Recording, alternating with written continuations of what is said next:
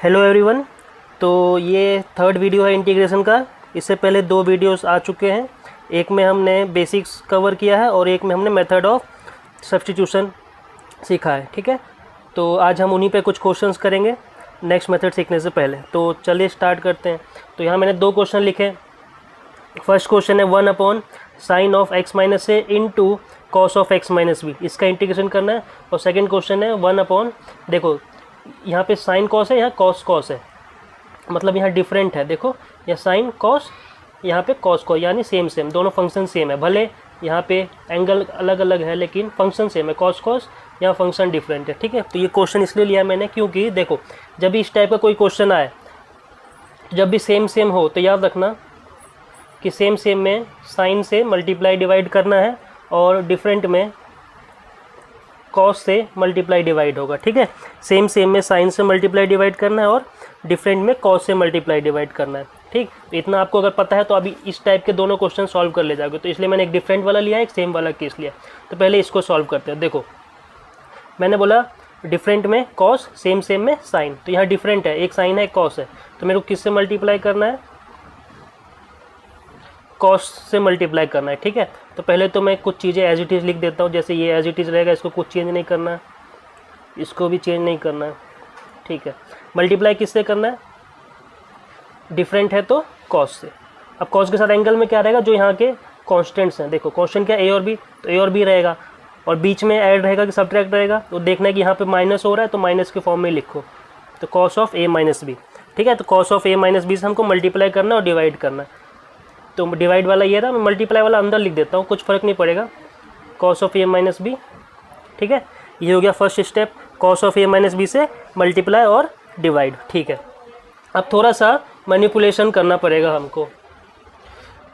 तो next step होगा 1 cos of A minus B को एज इट इज़ लिखा मैंने। ठीक है, अब अंदर इसको थोड़ा मैनिपुलेट करते हैं। तो इसको क्या करेंगे हम? देखो इसको मैं ऐसे लिख सकता हूँ, cos of x minus B minus of x minus A, bracket close. Denominator में सेम थिंग, डिनोमिनेटर में मैंने अभी तक कुछ चेंज नहीं किया है। Sine of x minus A into cos of x minus B. ठीक है, dx। अगर मैं इसको देखो ब्रैकेट में जो भी मैंने ये लिखा है, इसको अगर मैं सॉल्व करूँगा तो मेरा वापस a माइनस बी आएगा। ब्रैकेट जब ओपन करूँगा तो x कैंसिल हो जाएगा और ये a माइनस बी बन जाएगा। ठीक है, x में इसलिए लाया हूँ क्योंकि यहाँ पे साथ में मुझे x भी चाहिए। ठीक है, तो नेक्स्ट स्टेप क्या होगा? बाहर इसको तो कुछ करना ही नहीं है। ठीक है, ये जो बाहर वाला कॉस है इसको कुछ नहीं करना है, ये एज इट इज़ बस चलते रहेगा। और यहाँ देखो आप, cos of A minus B का फॉर्मूला बन रहा है, cos of A minus B. Cos of A minus B क्या होता है? Cos A cos B plus sine A sine B.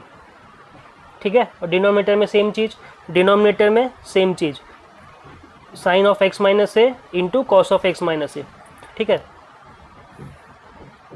Sine of x minus A into cos of x minus B, यहाँ पे dx।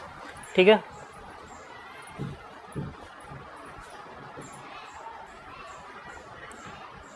तो अब next step क्या होगा? देखो अगर मैं इसको सेपरेट कर लूँ, अगर मैं इसको सेपरेट कर लूँ मतलब this upon this plus this upon this. ठीक है, अगर मैं इसको सेपरेट कर लूँ तो जब इतना अपॉन इतना मैं लिखूँगा तो कुछ टर्म्स कैंसिल होंगे। कौन सा टर्म कैंसिल होगा? जैसे cos x minus B cancel हो जाएगा। कब? दिस अपॉन दिस करूँगा। चलो वो स्टेप भी मैं आपको समझने के लिए लिख देता हूँ, एक स्टेप मैं लिख देता हूँ extra. Divide by sine of x minus A cos of x minus B. ठीक है, मैंने ऐसे लिखा dx plus sine of x minus B into sine of x minus A divide by sine of x minus A into cos of x minus B dx। ठीक है, bracket close. तो अब देखो कुछ टर्म्स कैंसिल हो गए, जैसे यहाँ पे cos x minus B cancel हो जाएगा, यहाँ पे sine x minus A cancel हो जाएगा। ठीक है, कैंसिल हो गया। तो अब बचा क्या? 1 cos of A minus B integration of cos upon sine. Cos upon sine क्या होता है? कॉट। कॉस अपॉन साइन होता है कॉट, और एंगल सेम है इसलिए हम कॉट लिख सकते हैं इसको। Cot of x minus A D X plus, यहाँ ब्रैकेट लगा लेते हैं, यहाँ देखो साइन अपॉन कॉस 10 हो जाएगा, 10 of x minus B D x. ठीक है, तो अब इन दोनों का इंटीग्रेशन तो होता है, इन दोनों का इंटीग्रेशन तो हमको पता है, तो ये हो जाएगा 1 upon cos of A minus B, और इसका इंटीग्रेशन कितना होगा? Cot of x minus A का इंटीग्रेशन कितना होगा? कॉट का होता है log mod of sine x minus A. ठीक है, ये मैं सिखा चुका हूँ प्रीवियस वीडियोस में। ठीक, प्लस, और 10x का इंटीग्रेशन क्या होता है? 10x का इंटीग्रेशन होता है log mod of sec x, log mod of sec x। तो 10x माइनस बी का हो जाएगा log mod of sec x minus B. ठीक है, और ब्रैकेट क्लोज, 10x का log mod of sec minus B होता है। ठीक है, 10x का log model of sec x होता था, तो यहाँ x माइनस बी है तो वहाँ भी x माइनस बी लिखेंगे। ठीक है, और प्लस में c। इतना भी छोड़ सकते हैं, लेकिन एक स्टेप और लिख दो। एक स्टेप क्या, क्योंकि लॉग आ रहा है तो लॉग की प्रॉपर्टीज़ यूज़ कर लो। लॉग की प्रॉपर्टीज़ में एक और स्टेप लिख सकता हूँ यहाँ पे। ठीक है, लॉग की प्रॉपर्टीज़ से क्या लिख सकता हूँ?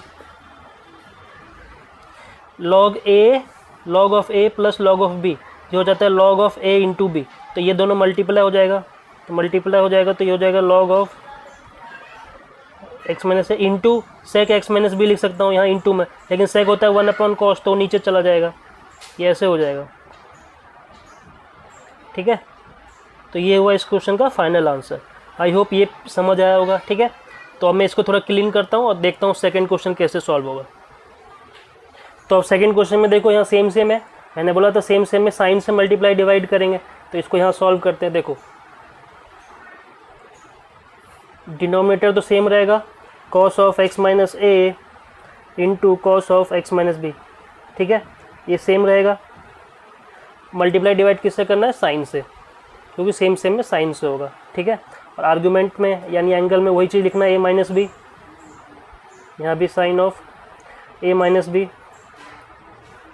ठीक है, अब आपको आइडिया हो गया होगा ए माइनस बी को अगले स्टेप में क्या करेंगे, अभी सिखा चुका हूँ। अब मैं ए माइनस बी को लिख देंगे x minus B minus of x minus A. ठीक है, फटाफट करेंगे, ये चीज़ आ गया आपको, तो अगला स्टेप हो जाएगा। अब बाहर तो कुछ करना ही नहीं है, बाहर वाले फंक्शन को अभी भी देखा था हमने। और ये कितना हो जाएगा? देखो साइन ए माइनस बी का फॉर्मूला अब लगेगा, अभी कॉस का लगा था, अब साइन की आइडेंटिटी लगेगी।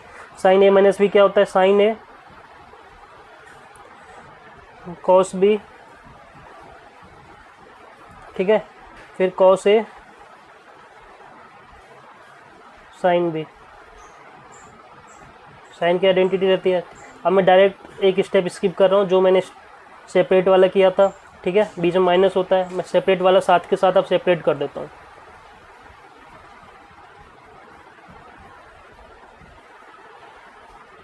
और इसके नीचे cos of x minus A cos of x minus B. ठीक है, डी एक्स का डी एक्स, और यहाँ ब्रैकेट लगा लो चाहो तो, यहाँ पे एक ब्रैकेट लगा लो। ठीक है, अब कुछ टर्म्स कैंसिल होगा। देखो कॉस एक्स माइनस ए यहाँ कैंसिल हुआ, और यहाँ पे cos x minus B cancel हुआ, तो बचा क्या?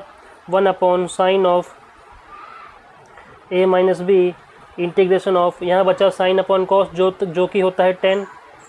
ठीक है, 10 of x minus B D X minus, यहाँ होता है साइन अपॉन कॉस, यहाँ भी 10 हो गया, 10 x minus A D x. ठीक है, इन दोनों को सॉल्व करते हैं अब। तो 10x का इंटीग्रेशन क्या होता है? Log mod sec of x minus B minus log mod of sec X minus A mod close. उस इंटीग्रेशन तो अब हो गया है। ठीक है, तो इंटीग्रेशन का साइन हटा देंगे, यहाँ ब्रैकेट लगा देंगे, प्लस सी लगाएंगे क्योंकि इंडेफिनिट चल रहा है, और बाहर 1 upon sine A minus B as it is.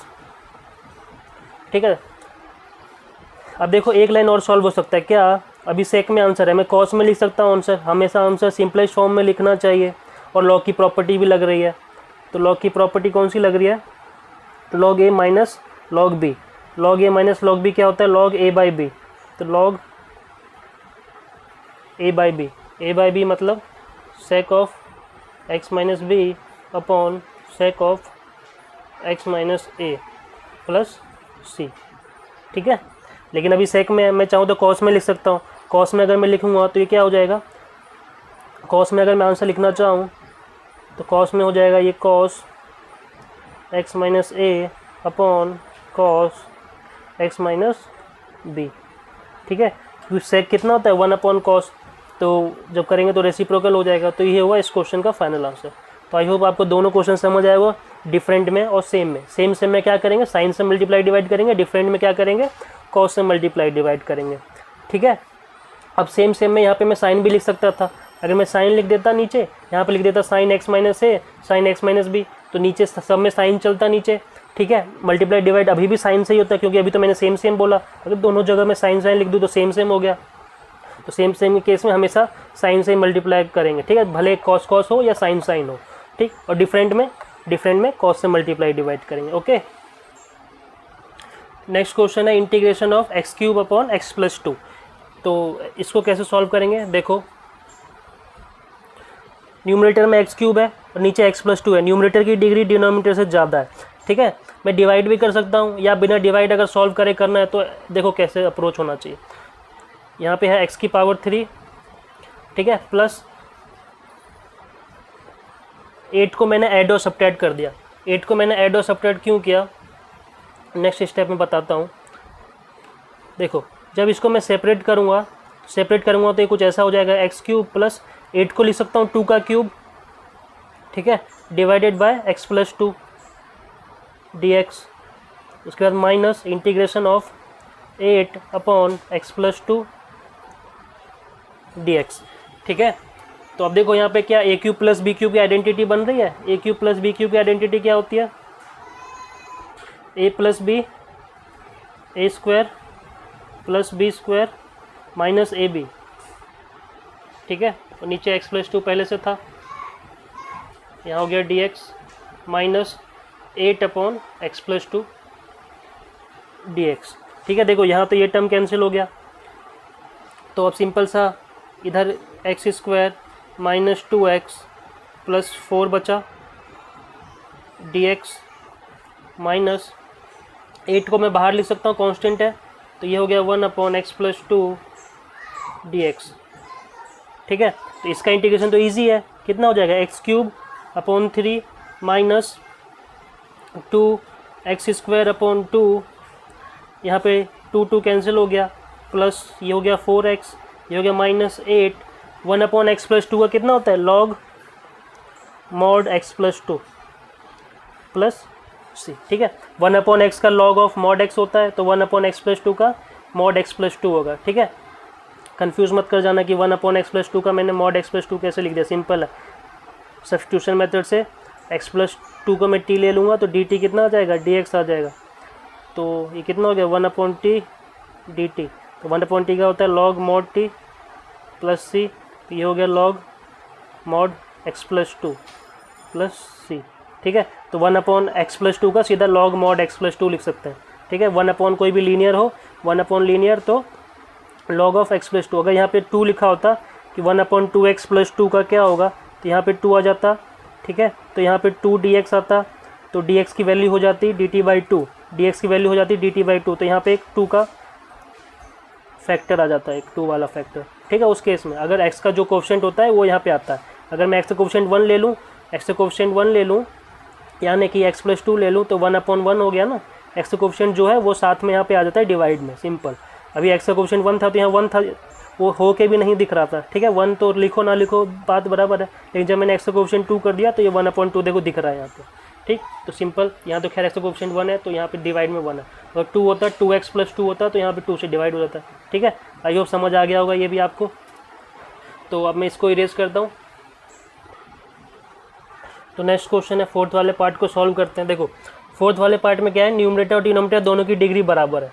अभी डिग्री ज़्यादा था, अब बराबर है, ज़्यादा में हम डिवाइड भी कर सकते हैं, ठीक है।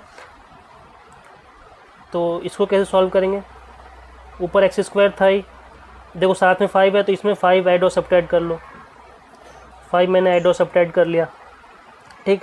अब इसको सेपरेट कर लो, जब इसको सेपरेट करोगे तो कितना हो जाएगा, x square plus 5 upon x square plus 5 dx minus integration of 5 upon x square plus 5 dx। तो ये तो कैंसिल हो गया पूरा पूरा, तो यहाँ पे आ गया 1 dx minus 5 integration of 1 upon x square plus, देखो 5 को लिख सकता हूँ √5 का होल स्क्वायर, 5 को लिख सकता हूँ √5 का होल स्क्वायर इंटू में dx। देखना ऐसा क्यों लिखा, 1 का तो सिंपल है, 1 का इंटीग्रेशन x हो जाएगा माइनस 5 बाहर रहेगा। अब देखो 1 अपॉन एक्स स्क्वायर प्लस ए स्क्वायर, देखो 1 अपॉन एक्स स्क्वायर प्लस 1 का इंटीग्रेशन होता है tan इनवर्स x प्लस सी, ठीक है, ये फॉर्मूला मैंने बताया था। अब यहाँ पे तुम स्क्वायर भी लगा सकते हो, ठीक है, स्क्वायर लगा लोगे तो भी कोई दिक्कत वाली बात नहीं है, क्योंकि 1 का स्क्वायर 1 ही रहता है। तो लेकिन अब यहाँ 1 की जगह आ रहा है √5, अगर यहाँ 1 लिखा रहता है तो मैं डायरेक्ट लिख देता है इसका आंसर tan इनवर्स x, लेकिन जब 1 की जगह कुछ और आ जाता है, यानी कि इस टाइप का कुछ फॉर्म बनता है, ठीक है, dx तो चलो लगा लो, dx लगाना कोई बड़ी बात नहीं है। तो इसका इंटीग्रेशन क्या हो जाता है 1 अपॉन एक्स स्क्वायर प्लस ए स्क्वायर का, इसका हो जाता है 1/a tan inverse x upon a angle इसके आर्गूमेंट में प्लस सी, ठीक है। सेम चीज़ यहाँ अप्लाई कर दो, तो कितना हो गया 1 अपॉन a की जगह हो रहा है √5, 1 upon a of tan inverse x by a plus सी, ठीक है। एक टर्म हो सकता है कि यहाँ से √5 से 5 कैंसिल कर दो, √5 से 5 कैंसिल कर दोगे तो ऊपर न्यूमरेटर में √5 आ जाएगा, ठीक है। तो ये हुआ इस क्वेश्चन का फाइनल आंसर। तो नेक्स्ट क्वेश्चन है इंटीग्रेशन ऑफ 5 की power log x with base e dx, इसका इंटीग्रेशन करना है, ठीक है। देखो अगर x की पावर n होता, मतलब वेरिएबल की पावर कांस्टेंट होती, तब तो सिंपल मैं उसको इंटीग्रेट कर सकता था, लेकिन यहाँ कांस्टेंट की पावर वेरिएबल है, तो इसको लॉ की प्रॉपर्टी से हम सॉल्व कर सकते हैं। लॉ की प्रॉपर्टी क्या होती है, लॉ की प्रॉपर्टी होती है a की पावर log b, ठीक है, with base e is equal to, मैं लिख सकता हूँ b की power log a with base e, ठीक है। ये एक लॉ की बहुत इंपॉर्टेंट प्रॉपर्टी होती है, ठीक है, पता होनी चाहिए आपको।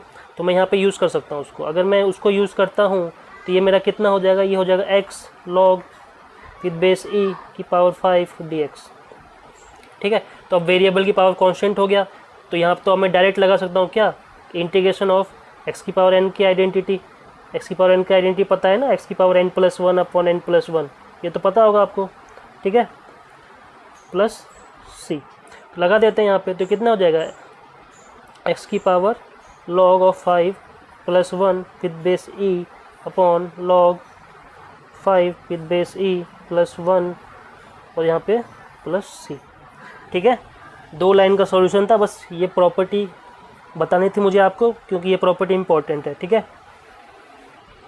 तो नेक्स्ट क्वेश्चन है इंटीग्रेशन 2 की power log x with base 4 dx, ठीक है। इस क्वेश्चन में और इस क्वेश्चन में एक ही डिफरेंस है कि यहाँ बेस e है और यहाँ बेस 4 है। अगर यहाँ भी बेस e होता तो हम सेम इसकी तरह सॉल्व करते, लेकिन यहाँ कोई और नंबर है 4 है, तो कैसे सॉल्व करेंगे, देखिए। तो इसको मैं लिख सकता हूँ 2 की पावर 2 ऑफ x dx, ठीक है, log 2 बेस 2 का पावर 2 x dx, ऐसे लिख सकता हूँ मैं। 4 को लिख सकते हैं ना 2 की पावर 2, ठीक है। तो अब एक log की प्रॉपर्टी होती है क्या, कि log a 2 का पावर n, ठीक है, यहाँ पे कोई भी चलो x लिख देता हूँ मैं, log a 2 का power n is x is equal to 1 upon n log a x, ठीक है। ये एक log की प्रॉपर्टी होती है। ये दोनों क्वेश्चन मैंने log पे बेस लिए हुए हैं, ठीक है, log की प्रॉपर्टी बेस। अगर a की पावर n है तो वो n कोफिशिएंट में चला जाता है 1 अपॉन n, ठीक है, वो n कोफिशिएंट में चला जाता है 1 अपॉन n, और बाकी as it is 1 upon log a और x एज इट इज़ रह जाता है, ठीक है। सेम चीज़ यहाँ पे देखो, तो इसको अगर मैं लिखना चाहूँ तो ऐसे लिख सकता हूँ, तो ये चला जाएगा 1 की पावर 2 1 अपॉन 2, ठीक है, ये हो जाएगा log 2x dx, ठीक। log की एक और प्रॉपर्टी कहती है कि जो कोफिशिएंट में उसको मैं पावर में लिख सकता हूँ, तो इसको ऐसे लिख सकता हूँ √x, ठीक है, हाफ चला जाएगा x की पावर में, x की पावर हाफ यानी √x, x की पावर हाफ यानी √x, ठीक है। तो अब देखो log की एक आइडेंटिटी होती है क्या, कि कहीं पे भी a की power log a of x लिखा है, ठीक है, तो इसका मतलब होता है x, ये x के इक्विवेलेंट होता है। a की पावर log a मतलब a और log a एक दूसरे को कैंसिल कर देता है, ठीक है। तो अगर मैं कहीं बोलूँ कि e की पावर log x लिखा है तो इसकी वैल्यू क्या होगी, x होगी, ठीक है। कुछ नहीं मतलब बेस e है तो e की power log e x, e और log कैंसिल होकर हमको x देता है। सिमिलरली a की power log a with x मेरे को x देगा, ठीक है। तो यहाँ पे भी सेम है, देखो 2 की power log 2 under root X है तो ये मुझे क्या दे देगा, रूट एक्स दे देगा, रूट एक्स डी एक्स, ठीक है। रूट एक्स का इंटीग्रेशन कितना होगा, रूट मतलब पावर हाफ, तो हाफ में पावर ऐड कर दो तो 3/2, ये हो जाएगा 2/3 प्लस सी, ठीक है। एक्स की पावर n+1 अपॉन n+1, ये फाइनल आंसर हुआ इस क्वेश्चन का। तो नेक्स्ट क्वेश्चन है evaluate integration of sine X plus A upon sine X plus B D x, ठीक है। तो इसका इंटीग्रेशन कैसे करेंगे, देखो क्या मैं इसको सब्स्टिट्यूशन से कर सकता हूँ। अगर सब्स्टिट्यूशन से करना है तो मैं टी किसको लूँगा, चलो देखते हैं। अगर मैं टी ले लेता हूँ एक्स प्लस बी को, तो अगर मैं टी ले लेता हूँ एक्स प्लस बी को, ठीक है। मान लो मैंने पुट किया, put T is equal to X plus B, तो डी टी कितना हो जाएगा, D T equal to D X हो जाएगा, ठीक है। D T equal to D X हो गया। तो अब मेरा इंटीग्रेशन में कहाँ कहाँ क्या क्या सब्स्टिट्यूट होगा, देखो डिनोमिनेटर में साइन ऑफ टी हो जाएगा, साइन ऑफ टी हो जाएगा, ठीक है। डी एक्स की जगह डी टी हो जाएगा क्योंकि डी एक्स डी टी से रिप्लेस हो गया। और साइन ऑफ एक्स प्लस ए, यहाँ से अगर मैं एक्स की वैल्यू निकालूँ, एक्स की वैल्यू हो जाएगी यहाँ से टी माइनस बी, ठीक है। तो यहाँ पे देखो मेरा न्यूमरेटर में चेंज आएगा, एक्स की वैल्यू हो गई टी माइनस बी, तो ये हो गया t minus B plus a, ठीक है। Sine of t minus B plus a, तो इसको मैं ऐसे भी तो लिख सकता हूँ, t minus B plus a को, t minus B plus a को प्लस ए और माइनस बी लिख सकता हूँ। ए को बस पहले लिख दिया, बी को मैंने बाद में लिख दिया, दिखने में अच्छा लग रहा है, ठीक ठीक है, इसलिए ऐसे लिख सकते हैं। देखो sine A plus B, sine of A plus B की आइडेंटिटी लगा दो। Sine of A plus B की आइडेंटिटी क्या होती है, sine A cos B plus cos A sine B, ठीक है। आइडेंटिटी मैंने लगा दी।